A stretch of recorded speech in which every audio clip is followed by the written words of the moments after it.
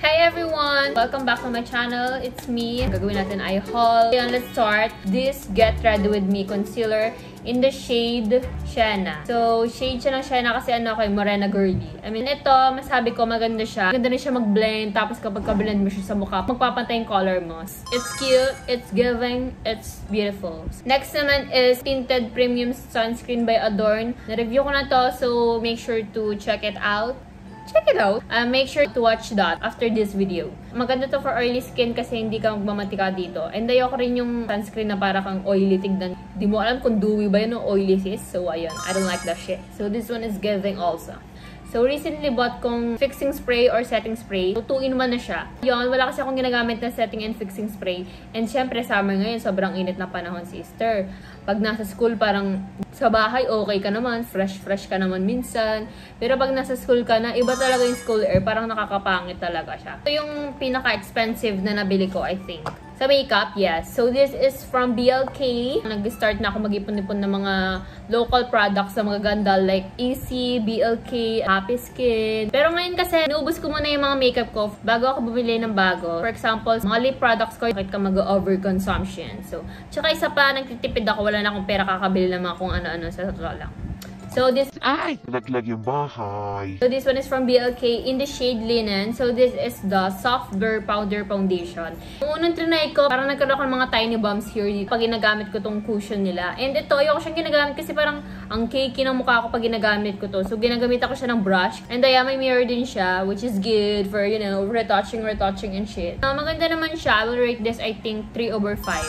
Kasi expensive siya eh. Tsaka parang hindi siya masyadong giving. Perfume. Shit, nagpapabango pala siya, hindi halata. This is from Florence Eau de Perfume in the scent La Vie Est Belle. La Vie Est Belle.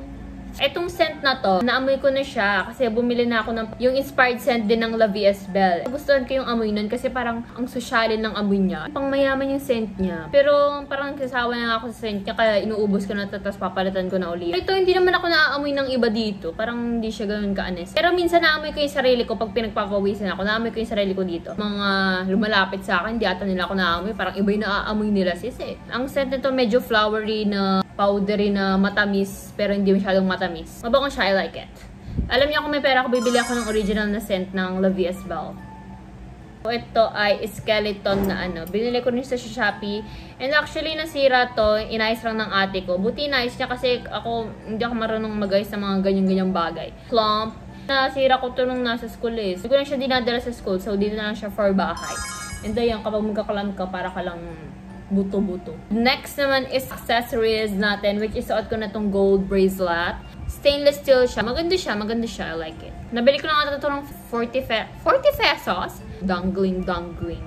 And okay naman siya sa length niya. Medyo payatin kasi siya, diba? So, pero it's giving naman. Para nang si Amihan.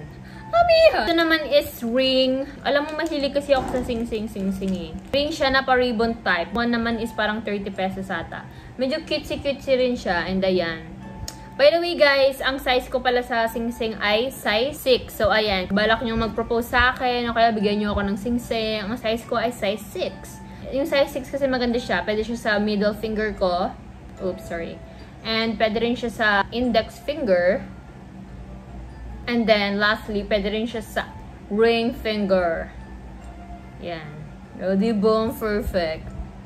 Kasi meron ako binili na ring na, lang siya, dainty. Tapos meron siyang dainty na, parang malit lang na diamante ng brilyante ng lupa. Kasi nasira siya. So, ayan, hindi ko na siya ginagamit. So, ito na yung ring na, I think, may bagong favorite na ring. So, naman is itong bag ko. Aray ko! Parang baget ang itsura niya.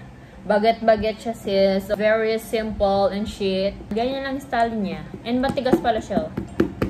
Nabili ko lang siya ng 140 pesos ata. Sa Orange Up, sa Shopee. Hindi ko pa siya nagagamit ng, alam mo yung lubos-lubusan. Hindi ako small bag girly kasi hindi ko kayang, ang dami kong cheche-boreche sa buhay. Parang dala ko buong bahay ko kapag aalis ako. Kasya naman yung isang wallet ko, some lipstick, perfume na maliit, I guess, and also my cellphone. Ito naman is, dahil sobrang bored ko, sticker kineme-keme. So, gagawin mo dyan, parang ididikit mo yung mga sticker dyan. So, masyadong magaling magganyan-ganyan. Parang bira lang ako ng bira. Kung saan-saan ko lang nilalagay. So, ito yung parang outcome, final product. Enjoyable naman siya, pero kung alam mo yun, Katulad ko, hindi siya organized, ganyan na magiging kalabasan niya. Ito pala yung ano niya, yung inspiration.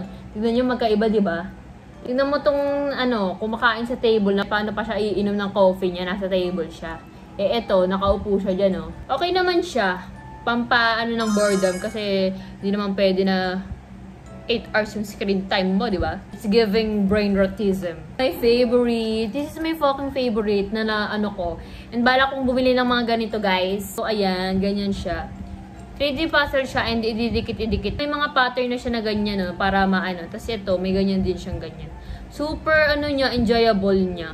Ang cute niya, di ba? I like it. Lang siya naka-display sa kwarto ko. Actually, parang pambata nga yung laruan na to. Pero, nag-enjoy akong i-assemble siya. Na-assemble siya ng mga 40 minutes kasi may hirapan pa akong onte. Pero ito, yung complexity niya is, yes, I enjoyed this. Bibili pa ako ng ganito. Kapag sa payday sale, bibili pa ako. Yung mga mahirap na, gusto ko nga yung mansion eh. Meron din mga ibang design. Pet shop, bakery, flower shop, o kaya Eiffel Tower, Twin Tower, Dubai Tower, mga ganun-ganun. And mura lang din to, guys. It could range from 20 pesos to 30 pesos. Lastly is itong salamin ko. Kasi nabasag na yung salamin kong parang Cinderella ang sinasabi ko sa inyo. So, ito na yung pinalit ko. Binili ko siya specifically para may patungan itong mga sunglasses ko kasi andito lang siya. So, ayan. And also, itong mga clips ko. And also, my scrunchie, may patungan rin kasi. So, ayan, ganyan lang siya. Nabili ko lang siya ng 60 pesos ata. Yun lang naman ang pinagbibili ko recently. Hindi na ako bumibili ng damit ngayon kasi, na-realize ko na marami naman akong damit. Ba't pa ako bibili ganyan? So yun guys, don't forget to like, comment, and subscribe to my YouTube channel. Bye!